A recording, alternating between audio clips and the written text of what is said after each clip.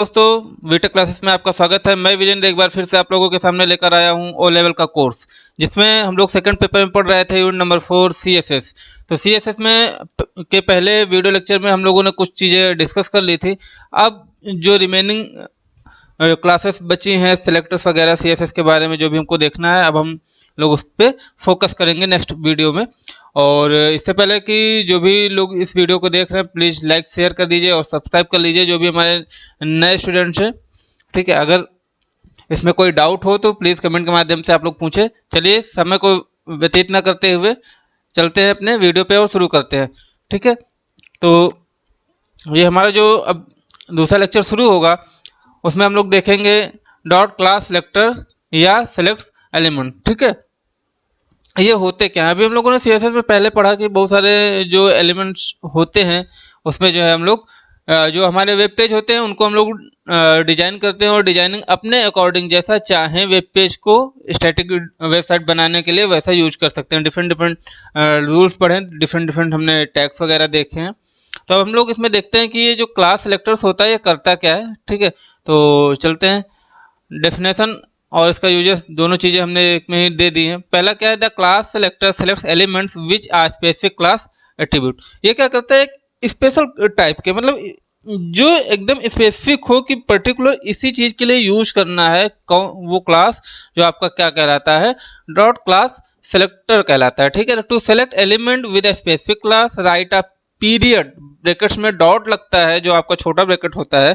ठीक है, आप ये चीज देख रहे होंगे। ठीक है, followed by the name of the class. तो ब्रैकेट्स के अंदर जो भी आप लिखेंगे डॉट के साथ में वो क्या करेगा? वो क्लास को फॉलो करेगा। ठीक है, वो डिफाइन कर देगा, मतलब कि कहने का ये है। You can also specify that only specific HTML element should be affected by a class. To do this, start with the element's name, then write the period dot character followed by the name of the class.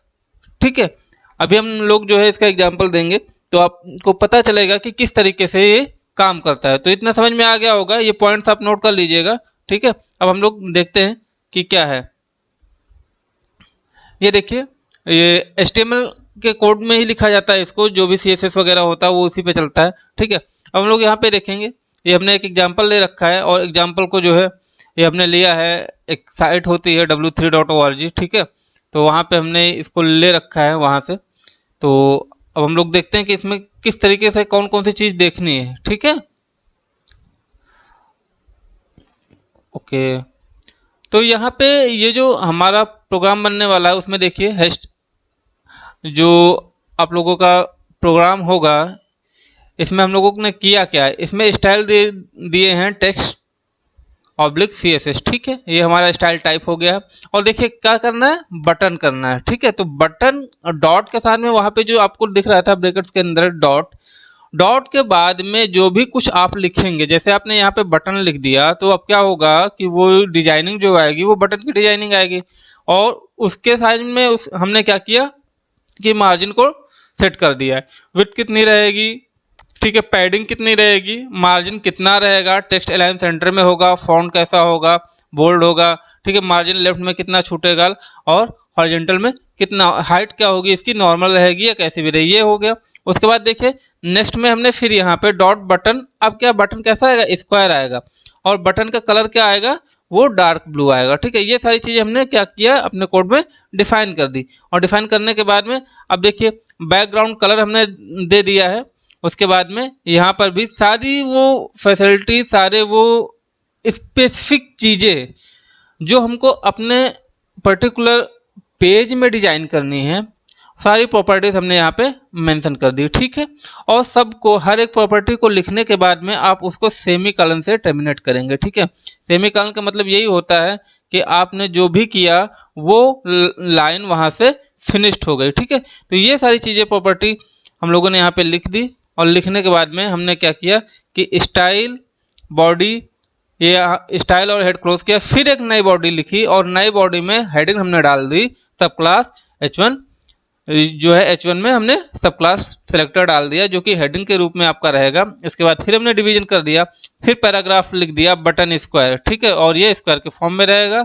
ठीक है, और इस तरीके से हमने पूरी design कर ली। अब क्या करते हैं, अब ये हमने बना लिया है, अब इस जो है प्रोग्राम को रन करके देखते हैं कैसे रन करेगा। तो चलिए आते हैं डेस्कटॉप पे और यहाँ पे हम क्या करते हैं, एक नोटपैड ओपन कर लेते हैं। ठीक है, चलिए ये हमारे पास ऑलरेडी है और हम इस पे काम कर लेंगे। ठीक है, तो आते हैं और हम ये जहाँ से प्रोग्राम स्टार्ट है उस प्रोग्राम को हम जो है कॉपी करेंगे।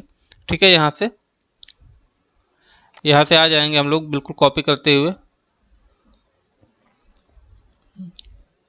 और इस प्रोग्राम को हमने यहाँ से लिया और यहाँ से लेने के बाद में हमने यहाँ पे इसको पेस्ट कर दिया। ठीक है, और उसके बाद में अब हम चलेंगे और इसको जो है रन करा के देखेंगे कि हमारा आउटपुट क्या आता है। HTML के नाम पे सेव कर देते हैं।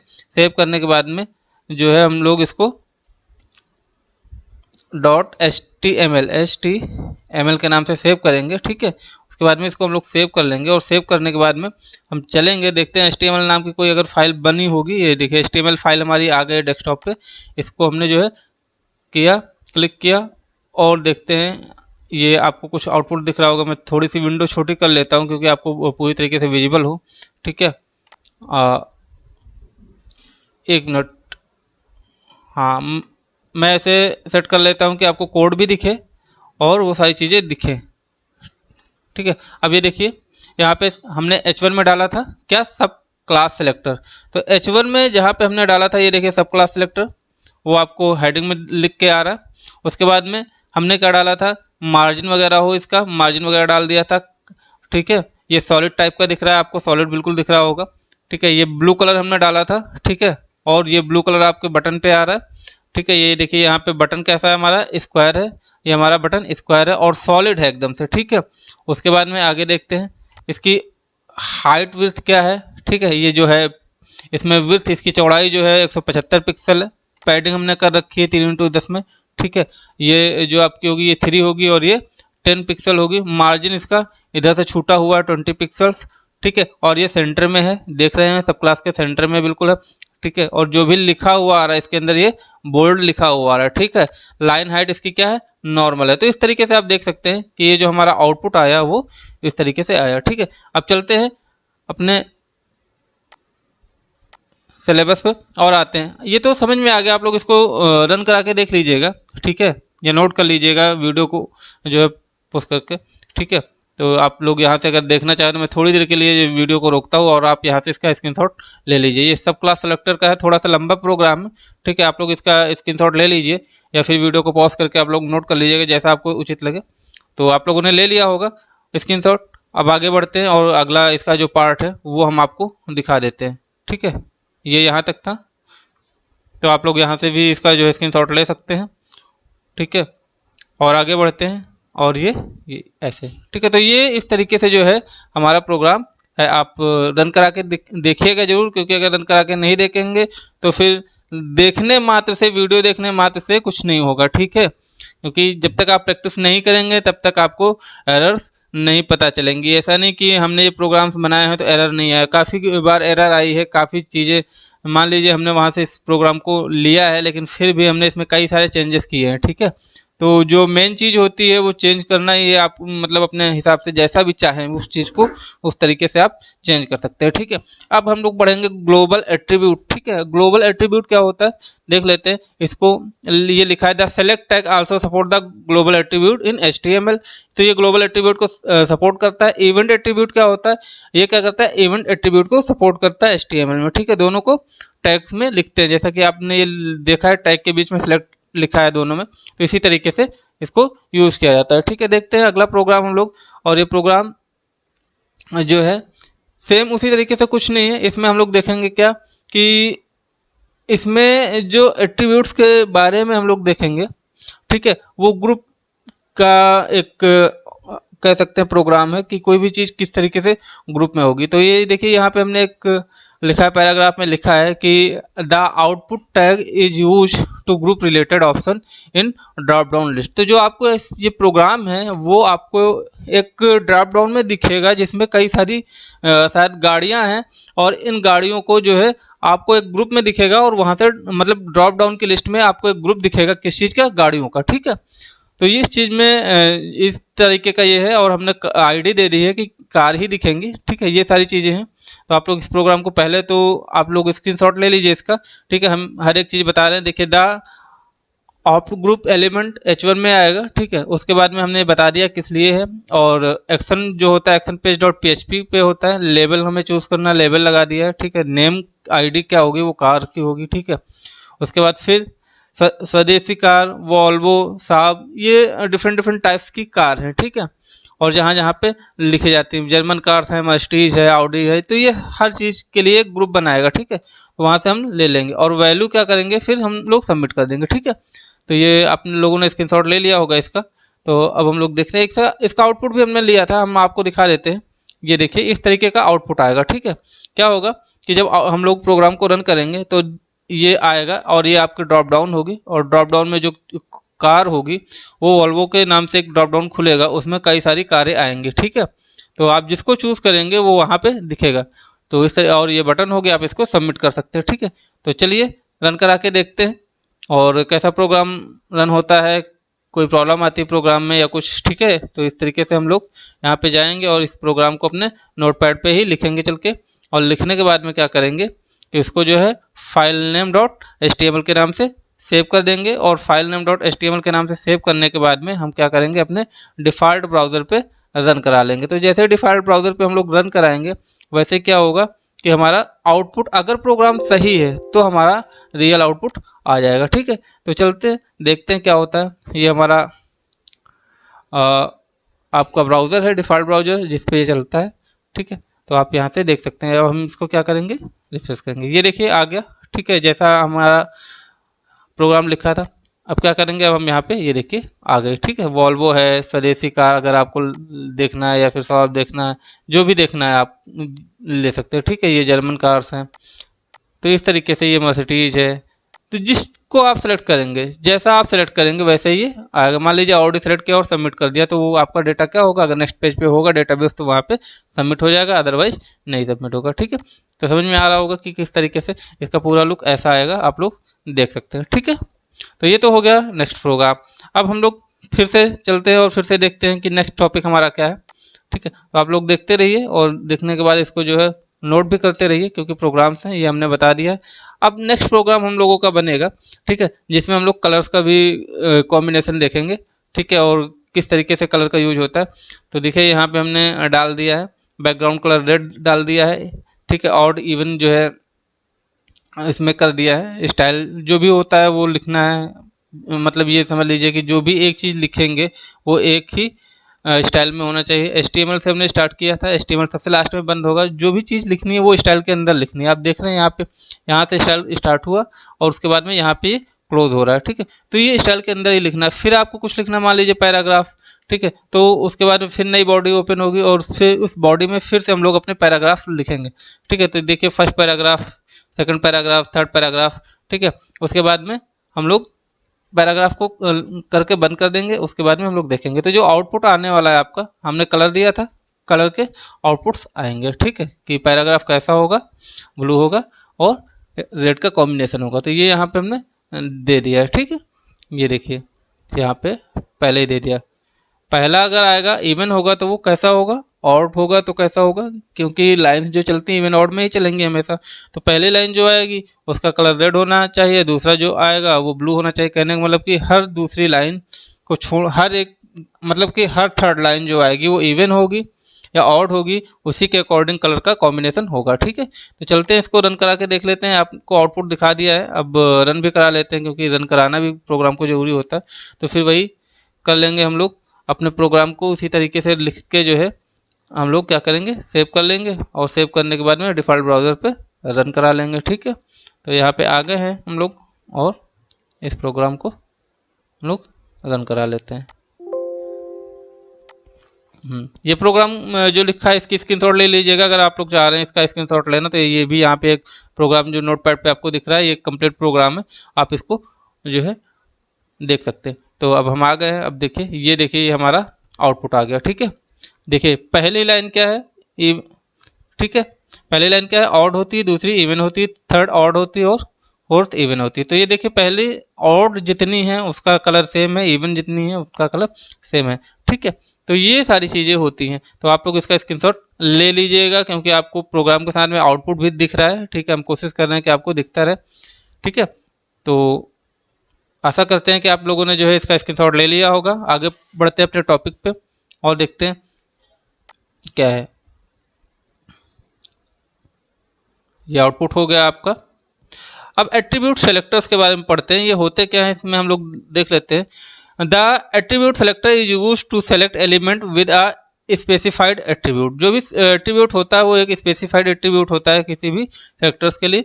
ठीक है, और इसको जो भी लिखते हैं हम लोग इसमें क्या करते हैं, अगर यूज कर रहे हैं तो उसके अंदर जो हम टारगेट लिख देंगे कि किस चीज को जो है हमको लिखना है, क्या लिखना है। तो इसमें HTML में जो भी हम लोग लिखते हैं वो टेक्स्ट के अंदर ही लिखते हैं हमेशा। ठीक है, इसमें क्या होगा, ये हमने एक प्रोग्राम बना रखा है जिसका बैकग्राउंड हमारा क्या होना चाहिए, एलो होना चाहिए, वो हमने पैराग्राफ में लिख दिया है। ठीक है, और उसके बाद में ये हमने कुछ HTTP में हमने रेफरेंस दे रखा है। पहला रेफरेंस दे रखा है हमने कौन सा, सॉरी, पहला रेफरेंस हमने कौन सा दे रखा है, w3school.com का दे रखा है, दूसरा डिज्नी का दे रखा है, तीसरा विकिपीडिया का दे रखा है। ठीक है, अब ये क्या करेंगे कि इसी की क्या बोलते हैं रेफरेंस में, मतलब इसी तरीके का ये आउटपुट देंगे। ठीक है, तो जो भी आउटपुट देंगे वो हम लोग देख लेते हैं कि क्या है इसका आउटपुट, किस तरीके से ये प्रोग्राम वर्क करता है। ठीक है, तो यहाँ पे हम लोग गए और प्रोग्राम से रिलेटेड कोई भी क्वेरी हो तो प्लीज़ पूछ लीजिएगा कमेंट के माध्यम से। ठीक है, और हम आपकी क्वेरी को जो है ज़रूर सॉल्व करके दे देंगे, या कुछ भी ऐसा क्वेश्चन है जो इस टॉपिक से रिलेटेड है या ओ लेवल से रिलेटेड है तो आप लोग पूछते रहिए और कमेंट करते रहिए, और हमें आपके जवाब देने में काफ़ी मज़ा आएगा। तो देखिए ये हमने 3 वेबसाइट दे रखी थी, ये देखिए ये लिंक है। ठीक है, और यहाँ पे जो ये डिज्नी और विकिपीडिया का कलर है ये येलो आ रहा है, इसका कलर येलो नहीं आ रहा। ठीक है, अब इसमें क्या है कि मान लीजिए कि ये लिंक हमारे हो गया, अब इस पर हम क्लिक करेंगे तो क्या होगा, अगर हमारे पास पेज होगा तो उस पर चला जाएगा, या फिर इस पे जिस पे भी मतलब अगर हमारे पेज अटैच होते तो उस पर डायरेक्ट जो है लिंक कर देता जाकर। ठीक है, तो इस तरीके का आप आउटपुट इसमें देखने को मिलेगा आपको। तो आप इसका भी स्क्रीनशॉट लेकर के रख लीजिए, क्योंकि ये प्रोग्राम इधर लिख रखा है और इसका आउटपुट आपको इधर देखने को मिल रहा है। ठीक है, तो इस तरीके से जो है हम लोग प्रोग्राम को करते हैं। और आगे देखते हैं, आप लोगों ने स्क्रीनशॉट ले लिया होगा, आगे देखते हैं टॉपिक क्या कहता है। तो ये तो हो गया हमारा जो प्रोग्राम है, ये था इसका आउटपुट। अब देखते हैं CSS एट्रीब्यूट वैल्यू सेलेक्टर्स के बारे में हम लोग देखेंगे। ठीक है, और इसमें नोट क्या है, इसमें देखिए हमने एक नोट डाल रखा था, for attribute to work in IE मतलब होता है Internet Explorer 8 and earlier a doc type must be declared. मतलब कि आप अगर कुछ भी लिख रहे हैं आप जो है इंटरनेट एक्सप्लोरर 8 या उससे अर्लियर पे, तो आपको जो है डिफाइन करना और उसका डिक्लेरेशन करना जरूरी हो जाता है। ठीक है, अब आगे देखते हैं हम लोग ये CSS एट्रीब्यूट वैल्यू सेलेक्टर्स के बारे में। ये क्या होता है, ये स्पेसिफाई करता है वैल्यू। ठीक है, जैसा कि आपको पता ही चल रहा होगा कि नाम से ही वैल्यू एट्रीब्यूट है आपका। तो selector is use a select element whose attribute value begins with a specified value, कि मतलब कि ऐसी वैल्यू जिस जो एक स्पेसिफाई वैल्यू से स्टार्ट हो रही हो। ठीक है, अब हम लोग इसमें देखेंगे the following example select all elements with a class attribute value that begin with top. ठीक है, जो वैल्यू स्टार्टिंग टॉप से स्टार्ट होगी। ठीक है, the value does not have to be a whole word. ठीक है, फिर भी अब हम इसको देखेंगे एग्जाम्पल में। क्या क्लास हमने यहाँ पे टॉप डाल दिया है और इसका बैकग्राउंड कैसा होगा, येलो होगा, और इस पहले इस स्टाइल को हमने क्लोज कर दिया है, फिर हमने बॉडी ओपन कर ली है और उसमें जो है हमने पैराग्राफ डाल दिए हैं। टॉप हेडर हो जाएगा, टॉप टेक्स्ट हो जाएगा और टॉप कंटेंट हो जाएगा। ये हमारे क्या होंगे, पैराग्राफ में आएगा। जो टॉप हेडर होगा वो क्या होगा, H1 हेडिंग्स में रहेगा, और H1 हेडिंग्स आपकी जो H1 में लिख के आएगी, मतलब बड़ी हेडिंग में आएगी, वो वेलकम लिख के आएगी। ठीक है, उसके बाद जो टेक्स्ट होगा पैराग्राफ में होगा, हेलो वर्ल्ड होगा।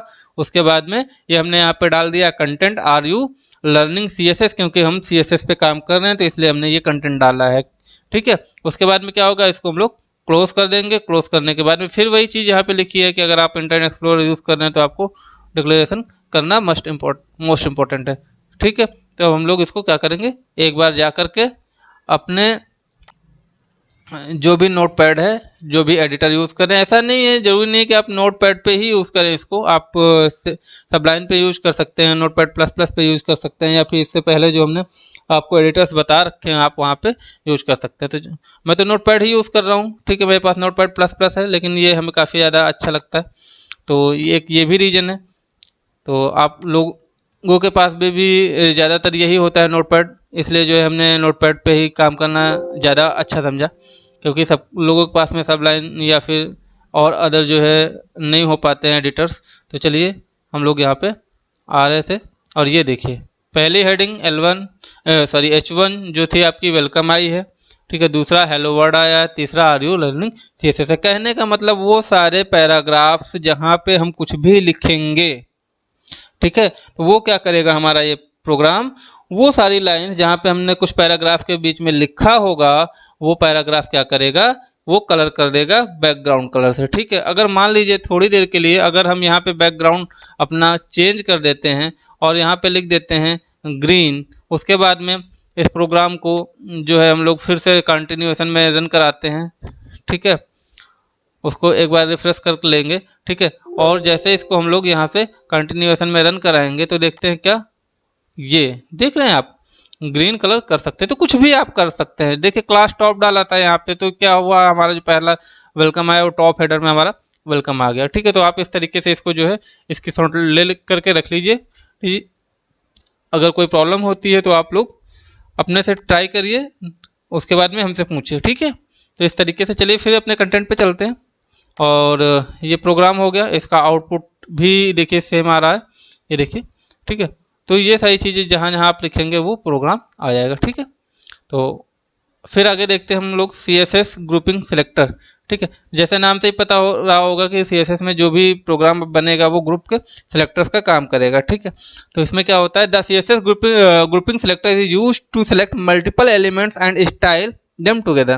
कहने का मतलब चेक बॉक्स आप लोग समझते होंगे काफ़ी अच्छे से। चेक बॉक्स में ऐसा होता है कि कई सारी चीज़ें सेलेक्ट करनी होती है, तो आपने एट अ टाइम कई सारी चीज़ें सेलेक्ट कर लिया, ठीक है, तो वो आप समझ सकते हैं। The reduce of the code extra effort to declare common style in each element to group selectors, each selector is separated by space, ठीक है। सिंटैक्स हम लोग यहाँ पे अगर देखें तो इसमें कुछ करना नहीं होता है, डिक्लेरेशन आपको देना होता है, ठीक है, और जहाँ पे स्टार लगाएंगे उसका मतलब होता है कि आल पे। तो यहाँ पे इस तरीके से आप यूज़ कर सकते हैं। इसका सिंटैक्स है, आप लोग इसको नोट कर लीजिए, क्योंकि कभी कभी केवल सिंटैक्स पूछ लिया जाता है या सिंटैक्स ऑप्शन में दे दिया जाता है, तो ये काफ़ी ज़्यादा इंपॉर्टेंट होने वाला है 1 नंबर के लिए। अगर बहुविकल्पीय में आता है या जैसे भी, तो आप इसका सिंटैक्स लिख सकते हैं, या फिर आप कुछ 1 नंबर या 2 नंबर में क्वेश्चन सॉल्व कर रहे हैं तो आप सिंटैक्स लिख के दिखा सकते हैं, प्रोग्राम लिखने की जरूरत नहीं होती है, तो इसलिए हमने सिंटैक्स डाल दिया, ठीक है। आगे देखते हैं प्रोग्राम भी देखेंगे, इसका पहले कुछ चीज़ें देख लेते हैं। The group ping selector selects all the HTML elements with same style definition. तो इसमें ये क्या करेगा कि जितने भी HTML में आपका कोड लिखा रहेगा उसके से सबको एक तरीके से वो सेलेक्ट कर लेगा, ठीक है।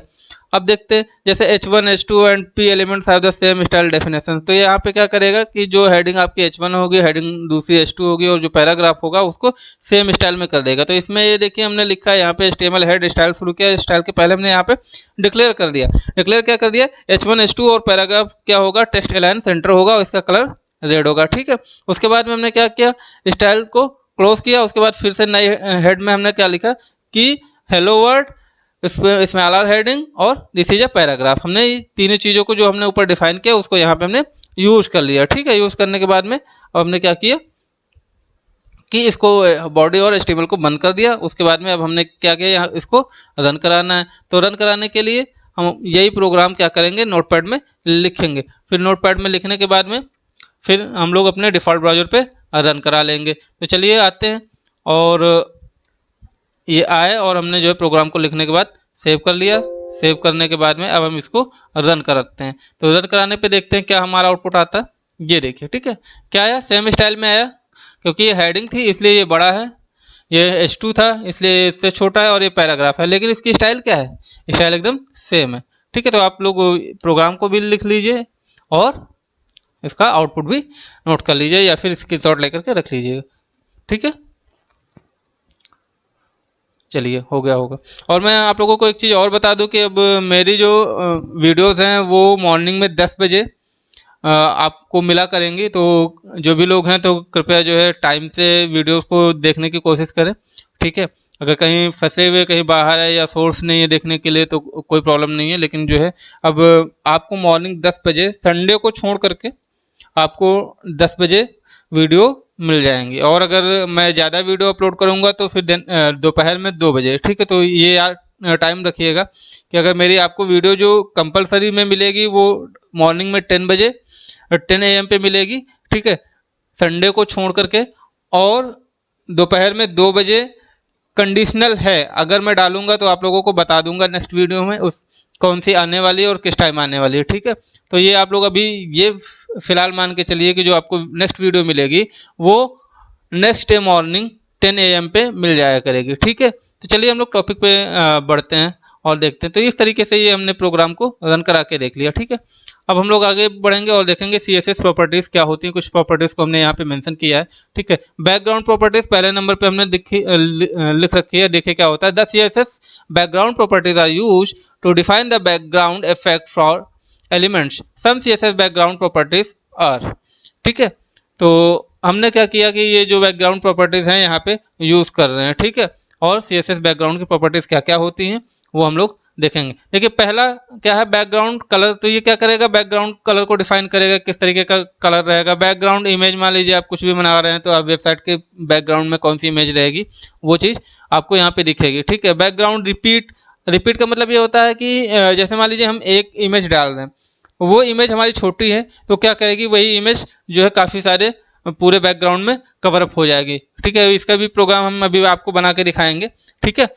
बैकग्राउंड अटैचमेंट, आप स्पेसिफिक कोई भी इमेज या किसी चीज़ को स्क्रॉल करना चाहते हैं या फिक्स करना चाहते हैं तो उसको आप करके देख लेंगे, ठीक है। और उसके बाद बैकग्राउंड पोजीशन, सेट पोजीशन। तो इस तरीके से कुछ इमेजेस हैं, सॉरी कुछ बैकग्राउंड की प्रॉपर्टीज़ हैं CSS में, वो हमने आपको डिफाइन कर दी। और एक चीज़ मैं और आप सभी O लेवल के अभ्यर्थियों से बोलना चाहूँगा कि मेरा कंटेंट ज़्यादातर इंग्लिश में ही है।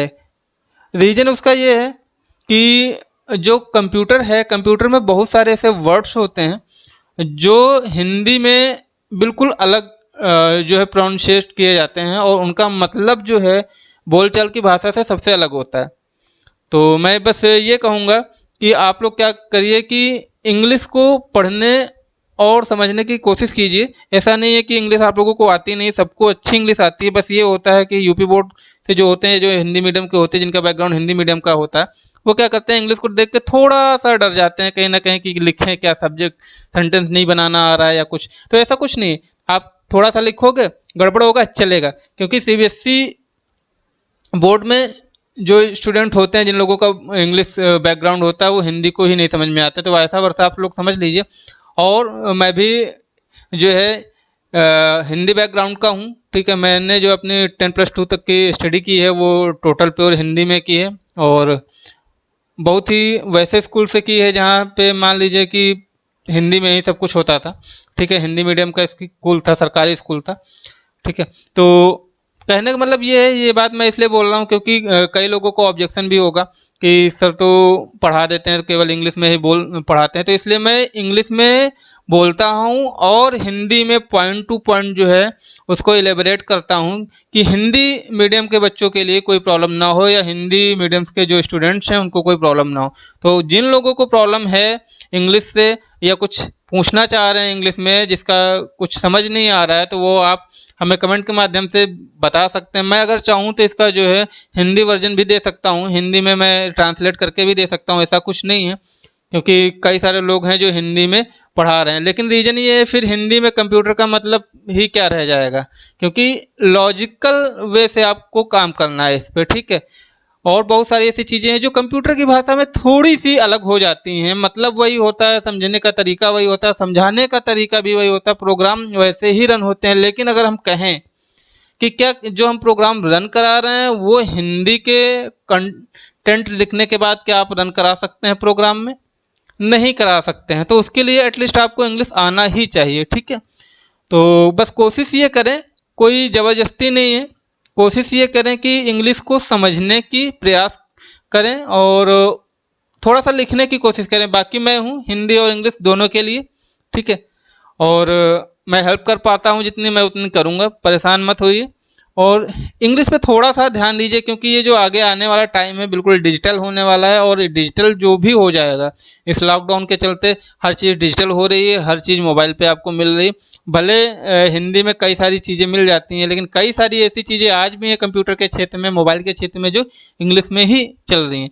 तो अभी जितने भी लोग हैं जो हिंदी मीडियम से हैं, हिंदी बैकग्राउंड वाले लोग हैं, वो हिंदी को प्रेफरेंस दें और इंग्लिश को भी साथ में लेकर के चलें। मैं ये नहीं कहता कि इंग्लिश को ही आप फॉलो करें, हिंदी छोड़ दें, नहीं, हिंदी के साथ चलें और इंग्लिश को साथ लेकर के चलें, ठीक है। जैसे आप लोग मान लीजिए कई कई लोग, क्योंकि हम लोग तो कई भाई बहन हैं, जब छोटे में स्कूल जाते थे तो दीदी बोलती थी ऐसा करो कि सब लोग हाथ पकड़ लो एक दूसरे का, क्योंकि रोड क्रॉस करनी होती थी ना। तो सेम एज यही एग्जाम्पल मैं ले रहा हूँ हिंदी के साथ में, क्योंकि हिंदी क्या है, जो है हमारी मातृभाषा है, और जो अदर लैंग्वेजेस हैं वो इनके साथ में लगी हुई हैं। तो हिंदी को लेके चले और हिंदी के साथ में जो है इंग्लिश को लेके चलें। तो शायद लेक्चर ज़्यादा हो रहा है, तो थोड़ा सा ध्यान दीजिएगा मैंने जो बोला है, क्योंकि मुझे फील हुआ कि इंग्लिश और हिंदी का थोड़ा सा कॉम्बिनेशन नहीं मैच कर पाता है कंप्यूटर के बैकग्राउंड में। तो थोड़ा सा ध्यान दीजिएगा इस बात का, ठीक है। बाकी आपकी मर्जी, मैं हिंदी में तो बोल ही रहा हूँ और एलेबरेट कर रहा हूँ, इंग्लिश में पढ़ रहा हूँ, हिंदी में बोल रहा हूँ, और हर चीज़ को जो है समझाने की कोशिश कर रहा हूँ। अगर और भी अच्छा समझाया जा सकता है तो आप लोग हमें कमेंट के माध्यम से बताइए, ठीक है। तो चलिए हम लोग देखते हैं फिर से नेक्स्ट बैकग्राउंड कलर का जो एग्जांपल हम लोग देखेंगे फटाफट। और यहाँ पे हमने देख लिया कि बैकग्राउंड हमने लाइट ब्लू रख ली है। जो हेडिंग है हेलो में हमने H1 वो बड़ी सी हेडिंग आएगी पैराग्राफ में, यहाँ पे डिफाइन कर दिया जाएगा कि बैकग्राउंड जो है आपका लाइट ब्लू है, ठीक है। ये सारे हमने प्रोग्राम्स को कहाँ लिखना है, आपके नोटपैड पे लिखना है, और नोटपैड पे गए और लिख लिया। लिखने के बाद में हम इसको क्या करेंगे, फिर वही सेव करके जो है .html के नाम से सेव कर लेंगे, और सेव करने के बाद में हम इस प्रोग्राम को फटाफट रन करा लेंगे, ठीक है। देखते हैं क्या आउटपुट आता है। चलिए, बड़ा इंटरेस्टिंग होने वाला है। इसके बाद में जितना भी CSS का, ये देखिए आपको लाइट ब्लू कलर दिख रहा है। अच्छा, एक चीज और प्रॉब्लम क्या हो गई, लाइट ब्लू तो आ गया कलर, ठीक है, लेकिन प्रॉब्लम क्या हो गई, दिख क्यों नहीं रहा है ना। दिख इसलिए नहीं रहा है क्योंकि लाइट ब्लू हमने बैकग्राउंड का भी कलर ले रखा है, और हेडिंग तो हमने जो भी ले रखी है वो भी सेम कलर की है। तो क्या होगा, हमारा जो है नहीं दिखेगा, ठीक है। क्यों, क्योंकि ओवरलैप कर जाएगा, ठीक है। तो अगर हम इसको जो है एक बार देखें, ब्लू ब्लू कर दें, ठीक है, तो अब शायद हम लोग देख रहे हैं। तो ये जो बैकग्राउंड के लिए हमने यूज़ किया है वो हमारा बैकग्राउंड कलर आपको लोगों को दिख रहा होगा, ठीक है। तो हम लोग फिर से ट्राई करते हैं, आइए, और हम लोग प्रोग्राम को रन करा के फिर से देखते हैं, ठीक है। ये देख पा रहे हैं, ये हमारा जो है इस तरीके से बैकग्राउंड कलर आ रहा है, ठीक है। और इसमें एक चीज़, एक प्रॉब्लम हो गई है, रन क्यों नहीं कर रहा है, क्योंकि हमने यहाँ पे स्टाइल नहीं ली है, ठीक है। अब देखिए गलती कहाँ से हो गई, बैकग्राउंड कलर हमने जो है लिया है, एक मिनट, बैकग्राउंड कलर हमने लिया है, ये देखिए यहाँ पे, और स्टाइल यहाँ पे ले ली है, ठीक है। और स्टाइल यहाँ पे हमने ले रखी है, स्टाइल यहाँ पे क्लोज करते हैं, देखिए, ठीक है, स्टाइल हमने क्लोज कर दी। फिर क्या किया है, यहाँ पे हेड ओपन किया है, बॉडी ओपन किया है, ठीक है। उसके बाद में फिर हमने प्रोग्राम को लिखा है, ठीक है। तो अब फिर से आते हैं, प्रोग्राम को थोड़ा सा चेंज किया है हमने, चेंज करने के बाद अब हम इसको फिर से रन करेंगे। रन करने के बाद में देखेंगे कि क्या चेंजेस होते हैं कि नहीं होते हैं। देखिए, आपने देख लिया कि क्या चेंजेस होता है। यहाँ पे हमने स्टाइल ओपन तो की थी, लेकिन स्टाइल क्लोज करना भूल गए थे। तो ये आप लोग देख पा रहे हैं कि किस तरीके से लिखा हुआ है, H1 हेडिंग है, तो जो भी है यहाँ पे आप कुछ भी लिख सकते हैं अपने अकॉर्डिंग। तो इस तरीके से आपका आएगा, आप कलर चेंज कर सकते हैं, यहाँ पे पैराग्राफ में कुछ भी आप लिख सकते हैं, ठीक है। और इसको जो है आप लोग स्क्रीनशॉट लेकर के रख लीजिए फटाफट, ठीक है। तो इस तरीके से प्रोग्राम बनता है जब भी आप CSS में किसी स्टैटिक वेबसाइट का या किसी वेब पेज का जो कलर चेंज करना चाहें तो आप इस तरीके से लिख सकते हैं, ठीक है। चले बड़े अपने कंटेंट पे, आइए आते हैं, ठीक है। तो अब हम लोग आएंगे बैकग्राउंड इमेज पे, ठीक है। बैकग्राउंड इमेज में वही, ये जैसे इमेज हमको रन करानी है, यहाँ पे बैकग्राउंड में यूआरएल दे दिया इमेज का। उसके बाद में ये इसमें एक प्रॉब्लम आएगी, मैं प्रोग्राम रन कराने जा रहा हूँ और उसके बाद में शायद इसका जो है आउटपुट नहीं आएगा। तो आउटपुट क्यों नहीं आएगा मैं प्रोग्राम रन कराने के बाद बताऊंगा, ठीक है। तो चलते हैं पहले प्रोग्राम को रन करते हैं और रन कराने के बाद देखते हैं यहाँ पे प्रॉब्लम क्या होने वाली है, ठीक है। आते हैं और प्रोग्राम को हम नोटपैड पर लिख के जो है सेव करते हैं। सेव करने के बाद में यहाँ पे हम लोग रन करते हैं और रन करने के बाद में देखते हैं कि क्या प्रॉब्लम वाकई में कुछ आने वाली है। अगर प्रॉब्लम आने वाली है तो क्यों, उसका रीजन हम बताएंगे, ठीक है। कुछ हुआ नहीं हुआ, क्यों नहीं हुआ? क्योंकि यहाँ पे देखिए लिखा है background image URL smiley dot JFIF, ठीक है, ओके। और यहाँ पे लिख के क्या आ रहा है, hello this page and image the background colour change हो गया। और यहाँ पे हमने क्या लिखा है, this page and image and background ये। अच्छा, हेलो वर्ड प्रिंट हो गया और आपका ये जो हमने पैराग्राफ के अंदर दिया था वो प्रिंट हो गया। इमेज क्यों नहीं आई? इमेज इसलिए नहीं आई, मैं बताता हूँ, देखिए ध्यान से देखिएगा, ठीक है, स्क्रीन पे ध्यान रखिएगा कि क्यों नहीं आई। हमने इमेज क्या डेस्कटॉप पे ले रखी है स्माइली की? नहीं, ये स्माइली की इमेज आपको दिख रही है लेकिन ये स्माइली की इमेज नहीं है, ठीक है। अब हम क्या करेंगे, अपने ओ लेवल के फोल्डर में चलेंगे और यहाँ पे देखिए ये स्माइली नाम की इमेज पड़ी हुई है, ठीक है।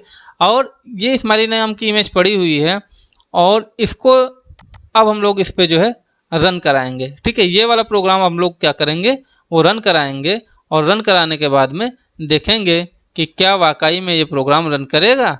अगर रन करेगा तो यहाँ से आप लोगों को पता चल जाएगा कि प्रोग्राम वाकई में रन कर रहा है या नहीं रन कर रहा है, ठीक है। आते हैं, आ गए हैं वापस और अब फाइल को दूसरे नाम से शायद सेव करना पड़ेगा। एक मिनट आप लोग धैर्य बनाए रखिए, मैं आपको करके दिखाता हूँ, ठीक है। हमको क्या करना है, जाना है नया टेक्स्ट डॉक्यूमेंट लेना है, ठीक है। उसके बाद में हम लोग इसको लिखेंगे, यहाँ पे प्रोग्राम लिखेंगे और प्रोग्राम को जो है हम यहाँ पे जाके सेव कर लेंगे, ठीक है। और इसको हम लोग दे देंगे नाम स्माइली, SIMIL स्माइल कर देते हैं, ठीक है। .html कर देते हैं, HTML, ठीक है। और इसको जो है ओ लेवल में ही सेव कर देते हैं। अब देखिए यहाँ पे सेव कर दिया, ये हमारा स्माइल नाम का आ गया, ठीक है। अब इसको हम रन कराएंगे तो ये देखिए, ये आप लोग देख पा रहे होंगे, ठीक है, ये आ गया प्रोग्राम। तो ये क्या थी, एक मिनट हम छोटा कर देते हैं इसको कि थोड़ा सा आपको पूरा विजुअल हो सके। उसके बाद में हम कोड दिखा देंगे। अब एक चीज़ और आपको बताएंगे, अच्छी से शायद कई लोगों को पता होगी, फिर भी हम बता देंगे आपको। देखिए ये हमारी ये स्माइली की इमेज है, ये छोटी है, ठीक है। और छोटी होने के बाद में ये कई बार ये रिपीटेड हो रही है, ठीक है। तो आप लोग ये देख पा रहे होंगे हेलो वर्ड लिखा है। और मतलब कि अगर आपको कोई बैकग्राउंड पेज को डिजाइन करना है और बैकग्राउंड पेज को डिजाइन करने के लिए आपको जो है उसके पीछे कोई इमेज लगानी है और इमेज अगर वो पूरी बैकग्राउंड पेज की नहीं हो पाई, अगर छोटी है, तो वो अपने आप को रिपीट कर लेगी। पहली चीज तो ये शायद कंफर्म हुआ होगा, ठीक है। दूसरी चीज और दिखा दें कि अगर इस तरीके के आप प्रोग्राम्स को चला रहे हैं तो एक सजेशन है मेरा कि इस प्रोग्राम को चलाने के लिए आप इंटरनेट एक्सप्लोरर का यूज ना करके आप लोग इसको जो है कहाँ पे यूज़ करिए, मैं फिर से बता दे रहा हूँ। इसका इंटरनेट एक्सप्लोरर को यूज़ ना करके आप लोग यूज करिए इसका आपका, एक मिनट में, हाँ उस पर क्या बोलते हैं, हाँ गूगल क्रोम पे, ठीक है। गूगल क्रोम पे यूज़ करने का क्या मीनिंग है वो मैं बता दे रहा हूँ, ठीक है। क्यों मैं बोल रहा हूँ ऐसा, बता रहा हूँ अभी। इसको हम बंद कर देते हैं, ठीक है। और बंद करने के बाद में अब आते हैं अपने फोल्डर पे, ओ लेवल का फोल्डर ये आप देख पा रहे होंगे, ठीक है। इस फोल्डर को हमने ओपन किया और हमने जो है यहाँ पे आपकी स्माइल नाम की जो फाइल बनाई थी वो हम इसको ओपन कर रहे हैं। राइट क्लिक करेंगे क्योंकि हमारे पास बन चुकी है। आप ओपन विद पे जाएंगे, ओपन विद पे जाएंगे और ये यहाँ पे आपको गूगल क्रोम का ऑप्शन दिख रहा होगा, इस गूगल क्रोम पे ओपन करेंगे। और इस गूगल क्रोम पे ओपन करने के बाद में क्या बेनिफिट है इसका वो हम बताएंगे आपको, ये देखिए, ठीक है। थोड़े से छोटे कर ले रहे हैं, शायद आप लोगों को विजुअल हो पा रहा होगा अच्छे से। मैं क्यों बोल रहा हूँ इसका गूगल पे क्रोम पे जो है रन कराने के लिए। कई लोगों को पता होगा शायद और कई लोगों को नहीं पता होगा, जिसको पता हो वो हमें जो है कमेंट में बोल दीजिएगा, ठीक है। और वैसे तो मैं बता ही दूंगा। देखिए होता क्या है, क्यों मैं ऐसा बोल रहा हूँ कि जो है आप मान लीजिए कि इंटरनेट एक्सप्लोरर पे जो है हम रन करा रहे थे, ठीक है। अब इस पे हम राइट क्लिक करके अगर इसका सोर्स कोड देखना चाहें कि प्रोग्राम किस तरीके से लिखा है, तो आपके पास ऑप्शन नहीं आ रहा। सेलेक्ट ऑल, प्रिंट और रीड अलाउड का आ रहा है ऑप्शन, और कोई ऑप्शन नहीं आ रहा है। लेकिन इसके अलावा अगर हम चाहें कि अपने प्रोग्राम को जो है देखें कि किस कोड में लिखा हुआ, तो आपको बार बार नोटपैड या जो है आपका एडिटर टेक्स्ट जो है टेक्स्ट एडिटर है उसको ओपन करने की जरूरत नहीं पड़ेगी। तो आप लोग यहाँ पे आएंगे और आने के बाद ये देखिए लिखा है व्यू पेज सोर्स, ठीक है। ये यहाँ पे आप लोग देख पा रहे होंगे, और यहाँ पे अगर हम लोग जाएंगे तो जो है आपको ये देखिए प्रोग्राम दिख गया, ठीक है। तो यहाँ पे आप दोनों काम कर सकते हैं, ठीक है। यहाँ पे आप लोग आउटपुट देख सकते हैं और यहाँ पे आप लोग प्रोग्राम देख सकते हैं, और प्रोग्राम कितने लाइन का है, किस तरीके से लिखा है, आप लोग कॉपी कर सकते हैं। यहाँ से स्क्रीनशॉट ले लीजिए, ठीक है। इसका प्रोग्राम का भी स्क्रीनशॉट ले लीजिए और यहाँ पे इसका भी स्क्रीनशॉट ले लीजिएगा। तो ये काफ़ी अच्छी चीज़ है, ठीक है। तो एक चीज़ और बता दूं कि जो भी इस तरीके के इमेज वाले प्रोग्राम्स बनेंगे आपके, वो सारे वहीं पे सेव करिएगा जहाँ पे आपकी इमेज हो। जिस फोल्डर में हो डेस्कटॉप पे आप बना रहे हैं तो वो इमेज डेस्कटॉप पे होनी चाहिए। किसी फोल्डर में पर्टिकुलर बना रहे हैं तो पर्टिकुलर फोल्डर में होनी चाहिए, ठीक है। तो ये सारी चीज़ें आप लोगों को ध्यान में रखनी है, ठीक है। तो ये सारी चीज़ें देखिए, ये हमारा जो पाथ है ये सी ड्राइव के यूजर्स फोल्डर में जो है डेस्कटॉप है, डेस्कटॉप में ओ लेवल का फोल्डर बना हुआ है, वहाँ पे ये हमारी इमेज पड़ी हुई है। तो इस तरीके से जो है आप लोग समझ पा रहे होंगे। आगे बढ़ते हैं अपने कंटेंट पे और देखते हैं क्या है। तो ये हम लोगों ने इमेज वाला पढ़ लिया है, ठीक है। और ये रिपीटेड वही बैकग्राउंड है, क्योंकि जो छोटी होती है इमेज वो रिपीट हो जाती है। तो इसका ये जो है हमने जो है कुछ पार्ट ले रखा है, ठीक है। आगे अब हम लोग देखेंगे अटैचमेंट के लिए। ये कोड था जो कि इमेज बैकग्राउंड को जो है बार बार रिपीट करेगा, ठीक है। सिंटैक्स कोड इसको बोलते हैं, आप सिंटैक्स लिख सकते हैं इसको, जैसा भी आप समझें, ठीक है। अब हम लोग अटैचमेंट देखेंगे। अटैचमेंट में कुछ नहीं, बटरफ्लाई का है, ठीक है। ये कह रहे हैं कि रिपीट ना हो। पोजीशन इसकी राइट अप टॉप पे दे रखा है हमने, बिल्कुल राइट पे। राइट मतलब ये यहाँ पे होता है, यहाँ पे राइट होता है, राइट टॉप यहाँ पे होता है, ठीक है। तो आप समझ सकते हैं, ठीक है। और इसका मार्जिन 20 px दे रखा है। बैकग्राउंड अटैचमेंट फिक्स कर रखा है, कोई चेंजेस नहीं होंगे। तो इसको हम लोग जो है फिर से रन कराते हैं, रन कराएंगे। कंट्रोल सी पे जाएंगे और उसके बाद में ये जो हमारी स्माइल की है इसको जो है हम लोग रन करा के देखेंगे, ठीक है। और इसको जो है सेव एस कर देंगे। सेव एस करेंगे तो स्माइल डॉट HTML के नाम से सेव कर लेंगे, और सेव करने के बाद में जो है इसको ये आप पे सेव हो गई। और उसके बाद में हम जाएंगे क्रोम पे, और क्रोम पे जो है हम इसको रन कराने की कोशिश करेंगे, देखते हैं क्या। ये देखिए ये आ गए हमारे टॉप राइट मोड पे, जो है पीछे कुछ नहीं है क्योंकि सॉलिड हमने दिया था, कोई कलर नहीं फिल किया था। उसमें जो है आपका ये यहाँ पे आ गया है, ठीक है, बटरफ्लाई। और बटरफ्लाई ये हमारे ओ लेवल के फोल्डर में है, शायद आप लोगों को दिखी होगी। ये देखिए बटरफ्लाई हमारी पड़ी है, ये कैमरा पड़ा हुआ है, ये स्माइली पड़ी हुई है, ये आंट पड़ी हुई है, ये लाइक एंड शेयर पड़ा हुआ है, ये अपडेट का जो हमने बनाया था थंबनेल वो पड़ा है, और ये सारी चीज़ें हैं। तो जो भी हम प्रोग्राम करेंगे इस टाइप के वो यहाँ पे आ जाएंगे, ठीक है। तो देखते हैं अब अगर इसका जो है हम लोगों को कोड देखना है तो कोड करने के लिए कुछ नहीं, वही है यहाँ पे आ जाएंगे और भी सोर्स करेंगे तो यहाँ पे आप देख सकते हैं, ठीक है। तो यहाँ पे स्माइल का कोड भी देखिए लिखा था। अब हम इसको क्लोज कर देते हैं टैब को, और यहाँ पे आप देख सकते हैं। तो आप लोग अपने तरीके से ट्राई करिएगा और ये देखिएगा ट्राई करके, क्योंकि काफ़ी अच्छा है। थोड़ा सा कभी कभी प्रॉब्लम करता है तो कोई बात नहीं, ठीक है। अब हम लोग अपने कंटेंट पे चलते हैं फिर से और देखते हैं अभी आगे क्या पढ़ना है।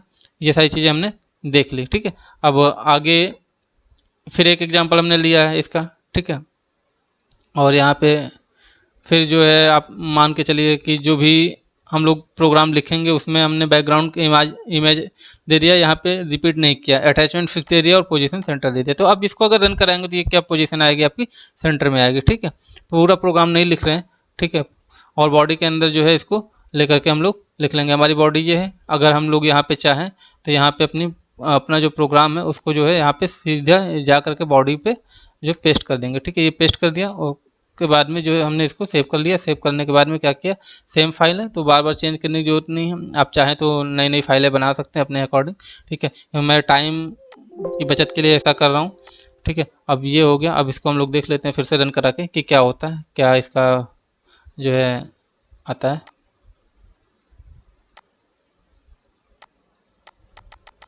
एक मिनट, कुछ प्रॉब्लम कर रहा है शायद ये प्रोग्राम।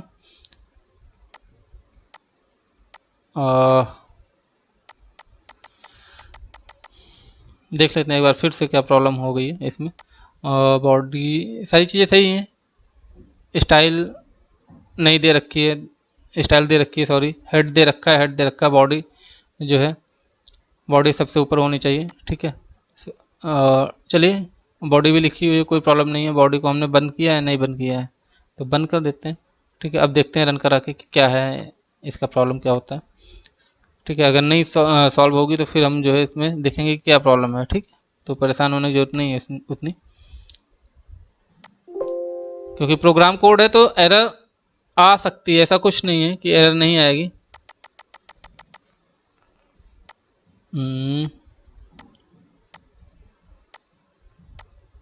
चलिए इस प्रोग्राम को हम रखते हैं और फिर आगे देखते हैं। इस प्रोग्राम को अभी हम रन करके दिखा देंगे, ठीक है, क्योंकि ऐसे टाइम को वेस्ट करने से कोई मतलब नहीं। इसका प्रोग्राम मैं रन करा के दिखाऊंगा नेक्स्ट उस पर, ठीक है। अब देखिए ब्लॉक प्रॉपर्टीज देखते हैं। ब्लॉक प्रॉपर्टीज में क्या होता है कि block properties control and alignment spacing the objects and the page their tags and attributes. Block include text content inside division tags, ठीक है। इसमें क्या होता है both and without position specified, आप कर भी सकते हैं और नहीं भी कर सकते हैं। Tag using display like a block style and image paragraph float और रिलेटिव पोजीशन, तो आप ये सारी चीज़ें कर सकते हैं ब्लॉक प्रॉपर्टीज में, ठीक है। ये ब्लॉक प्रॉपर्टीज डिस्प्ले सीएसएस कुछ चीज़ें हमने यहाँ पे जो है आपको एक टेबल के माध्यम से समझाने की कोशिश की है। तो आप पहले इसका जो है स्क्रीनशॉट ले लीजिए। देखिए इनलाइन क्या होता है, वो कोई भी आपका जो एलिमेंट होगा वो इनलाइन में डिस्प्ले होगा। ब्लॉक क्या होगा, ब्लॉक में एलिमेंट को डिस्प्ले होगा, ठीक है। कॉन्टेक्स्ट क्या होता है, डिसअपियर हो जाएगा कंटेनर में, ठीक है, जो भी होगा। ग्रिड होगा मतलब लाइनिंग, ग्रिड आप समझते होंगे, जैसे ये है, ये ग्रिड के फॉर्म में, ठीक है। इनलाइन ब्लॉक है, इनलाइन ग्रिड है। तो इस तरीके से आप जो है कई सारी चीज़ें यूज़ कर सकते हैं। देखिए यहाँ पे टेबल का यूज़ कर सकते हैं, टेबल कैप्शन यूज़ कर सकते हैं, टेबल कॉलम ग्रुप यूज़ कर सकते हैं, जैसे कि टेबल कॉलम ग्रुप आपने अगर एक्सेल वगैरह देखा है और तो वो सारी चीज़ें होती हैं यहाँ पे, ठीक है। तो आप लोग पहले इसका स्क्रीनशॉट ले लीजिए। मैं इस प्रॉपर्टीज़ को जो है, हाँ अब जो है यहाँ पे स्क्रीनशॉट ले लीजिए। ऊपर लिखा है डिस्प्ले प्रॉपर्टी और वैल्यूज़, तो आप लोग स्क्रीनशॉट ले लेंगे तो आप लोगों के लिए काफ़ी ज़्यादा सही होने वाला है, ठीक है। तो चलते हैं आगे, और आगे चलने के बाद में ये प्रोग्राम हमारा लिखा हुआ है और इस प्रोग्राम को जो है हमने कई बार डिफाइन किया है, ठीक है। और इसको जो है हम लोग रन कराएंगे। रन कराने के बाद में हम प्रोग्राम कैसे लिखा है, क्या लिखा है, वो सारी चीज़ें हम लोग रन कराने के बाद आपको दिखाएंगे, ठीक है। तो क्योंकि वहाँ से काफ़ी अच्छा समझ में आ जाएगा आपको। ये प्रोग्राम हमने लिख लिया है, उसके बाद में यहाँ पे हम जाएंगे और सेव करेंगे। सेव करने के बाद में HTML आ गए वापस, और हम लोग इसको करेंगे। देखिए ये आ गया block property, block property, block 1, block 2। अब इसका जो है हम लोग कोड देख लेते हैं, कोड के बाद में तब हम आपको बताएंगे क्या है। देखिए यहाँ पे हमने कुछ नहीं दिया था, ये डिस्प्ले प्रॉपर्टी हमने डिफाइन कर दी थी, स्टाइल डिफाइन कर दी थी और वीटेक 1 कर दिया था, ठीक है। और इसकी जो है हाइट हमने दे दी थी, विड्थ दे दी थी, ठीक है। और डिस्प्ले ब्लॉक दे दिया था, क्योंकि जो भी हमारा कंटेंट ब्लॉक हो वो डिस्प्ले में कंटेंट में मतलब जो भी कंटेंट हो ब्लॉक में डिस्प्ले हो। तो ये देखिए हमारा क्या हो गया, ये ब्लॉक प्रॉपर्टी ब्लॉक 1, ये हमारा पहला ब्लॉक बोलेंगे इसको, ये दूसरा ब्लॉक बोलेंगे, आप लोगों को दिख रहा होगा, ठीक है। तो इतना समझ के आगे हम लोग पढ़ते हैं, ठीक है।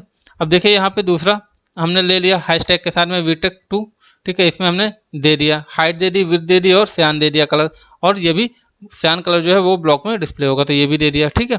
आगे फिर हम बढ़े, और आगे बढ़ने के बाद में हमने यहाँ पे क्या किया, यहाँ पे मार्जिन दे दिया दोनों तरीके से, क्योंकि देखिए यहाँ पे मार्जिन भी है आपका, इधर से कितना मार्जिन होना चाहिए, ठीक है। तो मार्जिन दे दिया और यहाँ पे मार्जिन की डिटेल हमने फिक्स कर दी। उसके बाद यहाँ पे हमने डिवीजन दे दी, ठीक है। ब्लॉक प्रॉपर्टी दे दिया, ब्लॉक कैसा होना चाहिए वीटेक का, और मेन में इसमें हमने ब्लॉक 1 ब्लॉक 2 दे दिया, इसकी आईडी डिवीजन की आईडी देनी जरूरी होती है, वो सारी चीज़ें, ठीक है। वीटेक 1 वीटेक 2 दे दिया और यहाँ पे हमने डिस्प्ले करा दिया। तो इस तरीके से ये जो है आपका डिस्प्ले हो गया, ब्लॉक प्रॉपर्टी हो गई, ठीक है। तो यहाँ से आप लोग प्रोग्राम लिख सकते हैं। पहले आप लोग इसका अगर चाहें तो स्क्रीनशॉट ले लें, ठीक है। तो ये स्क्रीनशॉट है, ले लीजिए आप लोग, और ये यहाँ से आप लोग चाहें तो यहाँ से भी इसका स्क्रीनशॉट ले सकते हैं, कोई प्रॉब्लम नहीं है, ठीक है। लेकिन प्रोग्राम थोड़ा सा बड़ा है तो 2 बार में स्क्रीनशॉट लेनी पड़ेगी। पहला आप यहाँ से ले सकते हैं, ये यहाँ तक 25 पिक्सल तक शायद ले लिया होगा आप लोगों ने, और उसके बाद में ये वाला, ठीक है। और आप लोग इसका आउटपुट यहाँ से ले लीजिए। ठीक है, तो दोनों चीज़ें आपको देखने को मिल जाएंगी। ठीक है, चलिए आगे कंटेंट देखते हैं। तो ये सारी चीज़ें थी। अब हम लोग पढ़ेंगे inline block property. Inline block properties क्या होती हैं वो चीज़ें हम लोग देखेंगे। ठीक है, तो ये इनलाइन डिस्प्ले आएगा इनलाइन ब्लॉक में। ठीक है, तो जो भी है अब आज के लिए इतना ही रखते हैं, क्योंकि काफ़ी लंबा वीडियो शायद हो रहा है। तो ये हमारी जो है लेक्चर 2 एंड हो रहा है। Thank you for watching classes. और अगर कोई प्रॉब्लम होती है तो जो है हमें कमेंट जरूर करिए और लाइक शेयर करते रहिए। नए जितने भी हमारे स्टूडेंट्स हैं प्लीज़ सब्सक्राइब करिए। और क्योंकि सब्सक्राइब करेंगे तो हमारे लिए काफ़ी अच्छा होगा, हमें मोटिवेशन मिलेगा, और मोटिवेशन मिलेगा तो हम लोग आपके लिए जो है और अच्छा कंटेंट लाने की कोशिश करेंगे। और फिर भी जितना अच्छा मुझे कंटेंट मिल पा रहा है मैं वो दे रहा हूँ, और अच्छा कंटेंट लाने की कोशिश करूँगा, क्योंकि आप लोगों के कमेंट्स नहीं आते तो मुझे पता ही नहीं लग पाता कि किस तरीके का कंटेंट मुझे चाहिए और बनाना चाहिए, क्या उसमें सुधार करने की ज़रूरत है क्या नहीं। तो आप लोग बिल्कुल बता भी नहीं रहे हैं। और सब्सक्राइब, शेयर, लाइक मैं बार बार बोलता हूँ, क्योंकि ये सिर्फ मेरे मोटिवेशंस के लिए हैं, बाकी सारी चीज़ें चलती रहती हैं। और ऐसा नहीं है कि अगर आप लोग जो है सब्सक्राइब नहीं करेंगे या फिर नहीं करेंगे तो हम वीडियो बनाना छोड़ देंगे, ऐसा कुछ नहीं।